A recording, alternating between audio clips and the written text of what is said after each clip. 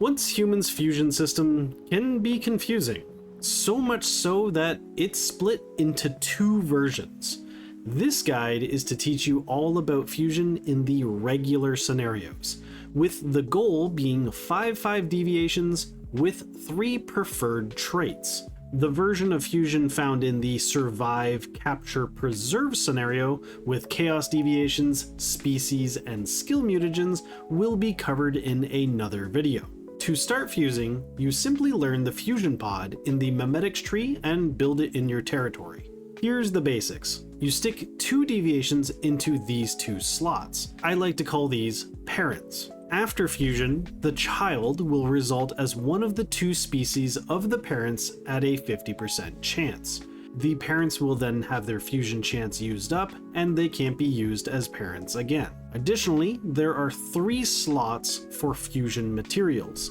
You can use deviations, animals, and even furniture. Anything used in these fusion slots will be destroyed during the fusion, so be very careful of what you use here. So let's break this down into 2 sections. The first is how to manipulate the results of skill and activity ratings. Warning, there's about to be a bunch of math. It's a popular belief that the results are entirely random. However, I have tested over 150 fusions and charted the data to try to find patterns. And I've come up with a theory on how the system works and can confirm it is not 100% random. Here's how the system appears to work from my findings. When fusing, the game looks at the skill and activity scores of the parents. It randomly chooses a skill rating from either parent and then chooses an activity rating from either parent as well. So, for example, if you have a 5-1 parent and a 1-5 parent, the result could become 5-1, 1-5, 5-5, or a 1-1. But this is where my data gets interesting and why players believe it to be entirely RNG. The game then has a chance to upgrade or downgrade one or both stats by 1 point. Or, at a very low chance, it can even be by 2 points. This means when taking a 5-1 and a 1-5, you'd obviously be hoping for a 5-5. If the game has an equal chance at these rolls, this would start out as a 25% chance to get what you want. But it could then roll to downgrade on either side or both, resulting in a 5-4, a 4-5, or a 4-4. Then at an even lower chance, it could downgrade by 2 points, resulting in a 5-3, 3-5, or a super rare chance of both downgrading into a 3-3. However, this chance can also upgrade stats. So if you have 2 3-3 parents, it could result in a 4-3, 3-4, or 4-4. But it could also downgrade to a 3-2, 2-3, or 2-2. Or you could even get a +1 and a -1 for a 4-2 or 2-4. This is why everyone believed the system to be random. However, going up or down by 2 points seems to be incredibly rare, with me only having a 100% confirmed -2 in over 150 fusions. I still have yet to actually confirm a +2. Unfortunately, without data for thousands of fusions, I can't confidently give you a % chance on upgrades and downgrades. In a recent update, they also lowered the chance for a result to downgrade, which split my data into before patch and after patch. But I didn't want to delay this video any longer, so I will continue to gather data and update a pinned comment with results over time. So, now that your brain is melted from all of those numbers, the easiest way to get a 5-5 deviation is to fuse 2 parents with 5s in their stats.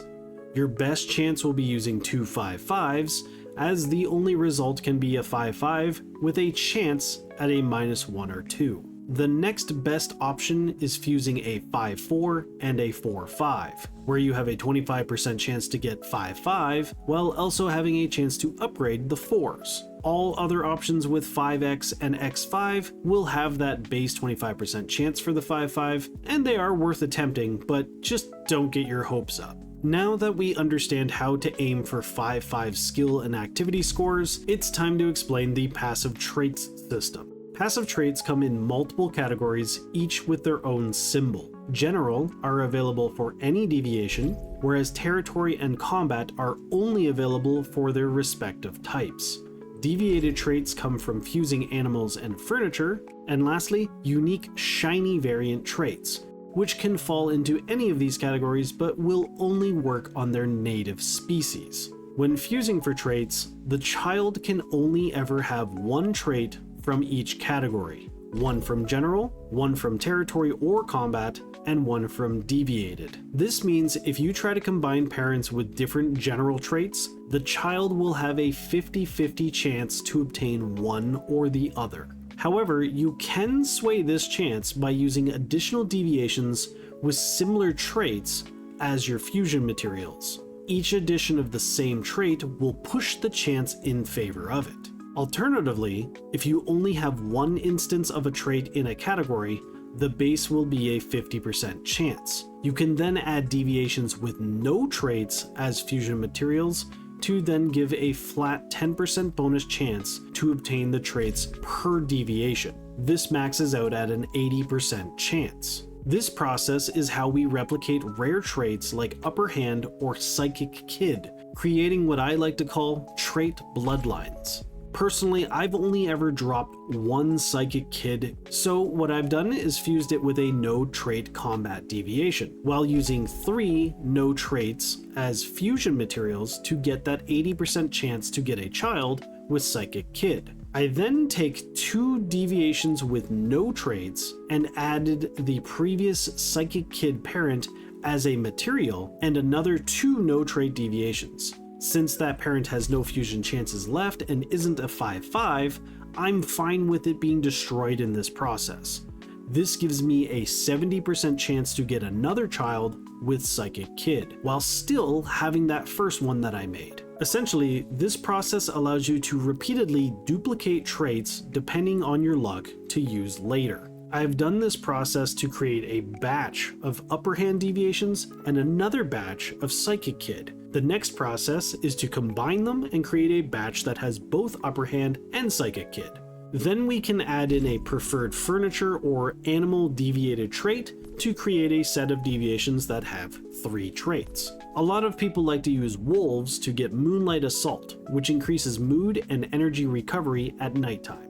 Just be aware, depending on the furniture or animals you use, sometimes your deviations will visually fuse with the object, transforming their look. After all of that, these 3 trait bloodlines then become fusion materials for our attempts at 5/5s from the first half of this video, thus creating 5/5s with 3 traits.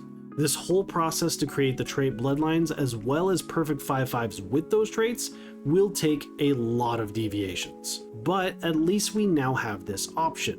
So if you're newer to the game, some of my favorite traits are Growing Pains 3 to keep your deviation out 50% longer, or Upper Hand, which burns the mood bar when your energy runs out to automatically refill the energy bar, essentially keeping your deviation available for 100% longer.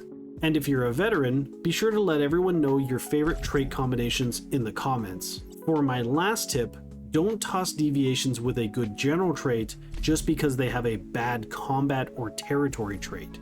If you fuse them with the opposite type, it will delete the bad trait. So for example, this beaver has Growing Pains 3, which I like, but it also has Baffling Behavior, which I don't like. If I fuse this into a set of combat deviations, they can't learn Baffling Behavior, so it will just be deleted, but they will still take the Growing Pains 3. Use this strategically to get more value out of your otherwise bad deviations. I hope this guide helped you understand fusion for the regular scenarios without melting your brain too hard. If it did help, make sure to share it with your friends. YouTube is going to recommend you another video on the left, and my entire Once Human Guides playlist will be on the right.